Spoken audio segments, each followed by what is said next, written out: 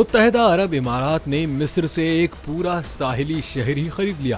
جی ہاں، متحدہ عرب امارات نے مصر سے راس الحکمہ نامی ایک پورا ساحلی شہر 35 ارب ڈالر میں خرید لیا ہے۔ شہری علاقوں کی ترقی کے حوالے سے یہ مصر میں سب سے بڑی براہ راست بیرونی سرمایہ کاری ہے۔ مصر کے وزیر اعظم مصطفیٰ مدبولی کے مطابق متحدہ عرب امارات سرمایہ کاری کی مد میں پیشگی 15 ارب ڈالر ادا کرے گا، جبکہ باقی رقم 2 ماہ میں ادا کی جائے گی۔ راس الحکمہ عالمی شہرت یافتہ مصری شہر اسکندریہ کے مغرب میں 200 کلومیٹر کی دوری پر واقع ہے۔ اس علاقے میں سیاحوں کے لیے بہت سے شاندار مقامات ہیں۔ راس الحکمہ علاقے کے موجودہ رہائشیوں کو مالی معاوضہ دے کر دوسرے علاقوں میں منتقل کیا جائے گا۔ مصری معیشت کو ایک مدت سے شدید دباؤ کا سامنا ہے، جس کے سدباب کے لیے مصری حکومت نے یہ قدم اٹھایا ہے۔